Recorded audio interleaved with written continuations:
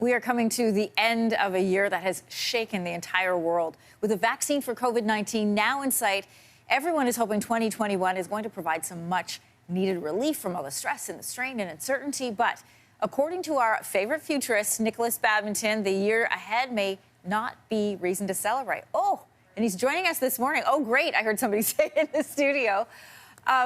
Nikolas, good to have you with us, but let's get to what you're going to tell us.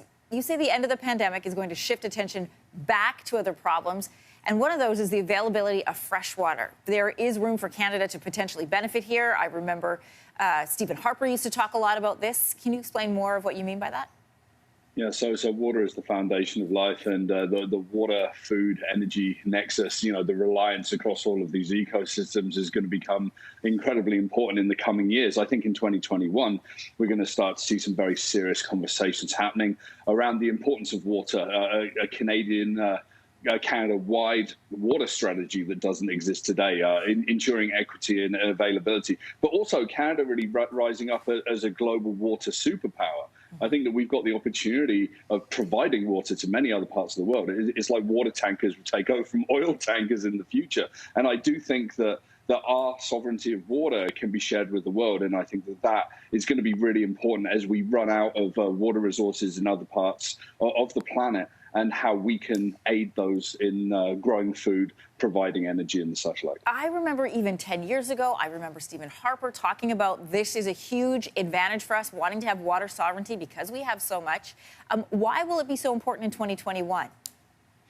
Well, I think that we're not going to see immediate attention needed, and suddenly the entire world's attention is going to shift to water. But the conversations are going to get a lot stronger as we start to look towards deepening development of renewable energy resources and sharing energy around the world as well. Most people might not know this, but Canada controls 20% of the world's freshwater resources. So instead of giving us power, that actually could put a target on our backs. Yeah, absolutely. I mean, only 1% of the world's water, and the globe is covered in 70% water, is actually usable and drinkable. So yeah, this gives us a huge advantage, and we can't sort of sit on our laurels and wait for people to come to us. We need to start thinking about resiliency and innovation and how we can take it to the world. Yeah, the shortfall of water availability expected to have an effect on 98% of global electric power generation. In 10 years, 2030. So that's expected to cause a shift towards these super grids. And this is where you have concerns about Canada. Yeah, absolutely. So we've seen the Asian supergrid that's connecting 5 countries across Asia. We've seen a North Sea supergrid that's connecting European countries. And here in Canada and down in the US as well, we're kind of still looking backwards on fossil fuels, and we're sort of trying to protect what we've always done, whereas we need to step forward and start thinking about renewable energy. And we're talking about hydro, we're talking about wind, geothermal as well, and what we can do to provide that. But we have to open our borders. We have to really step into this technology of creating supergrids so we can share and trade that energy around the world. Because if we don't, we're going to be annexed potentially and sort of taken out of the equation of what a global energy solution looks like. Last question for you, and I don't know that this is going to have a positive answer, so I hesitate to ask you going into the weekend, but let's do it anyway.